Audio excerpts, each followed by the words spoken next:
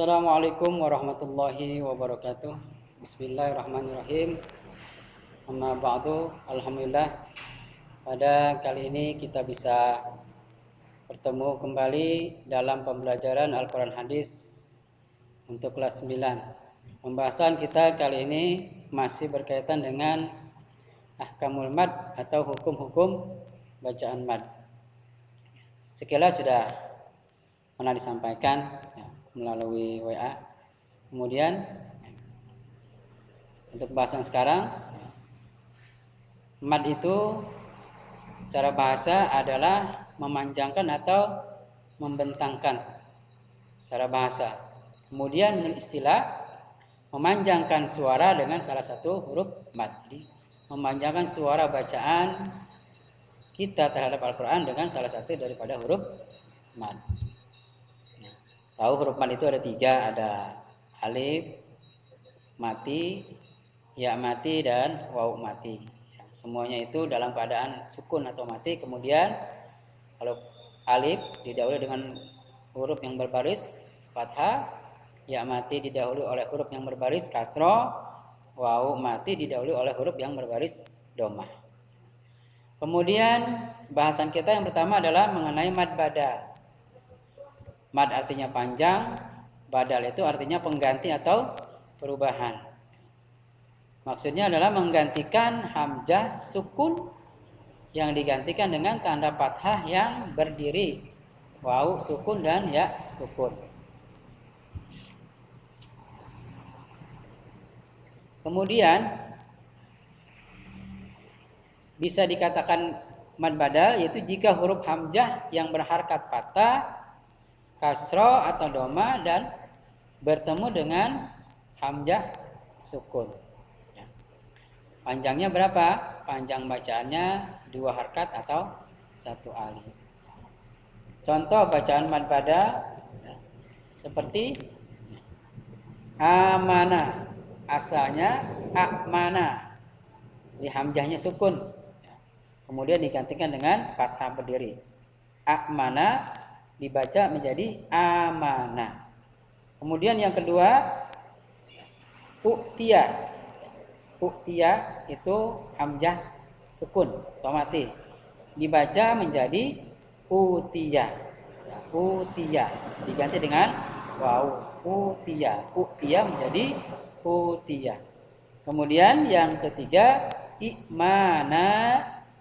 Asal katanya i'mana dibaca menjadi imana, hamzahnya diganti menjadi ya, jadi imana menjadi imana.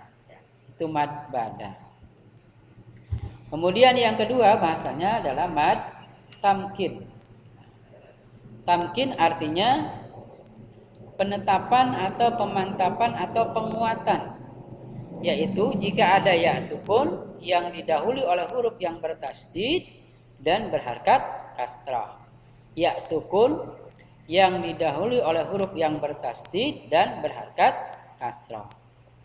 Cara membacanya dengan menetapkan dan memantapkan huruf ya yang pertama. Jadi ya-nya ada 2. Yang ya yang pertama hidup, ya yang kedua mati.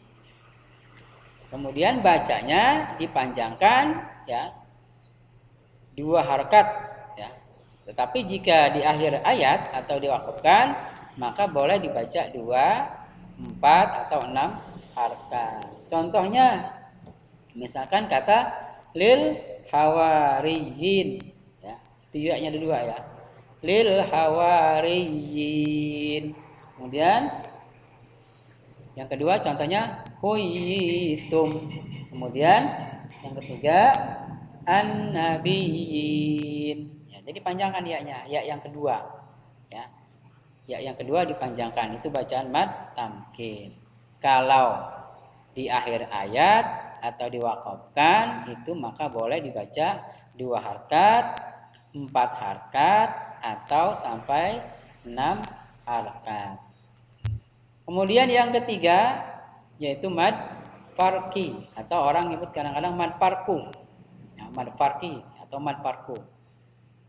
Farqi itu artinya pembeda, al-farq ya. yaitu membedakan antara kalimat tanya dan bukan kalimat tanya. Jadi di situ nanti ada hamzah istifham.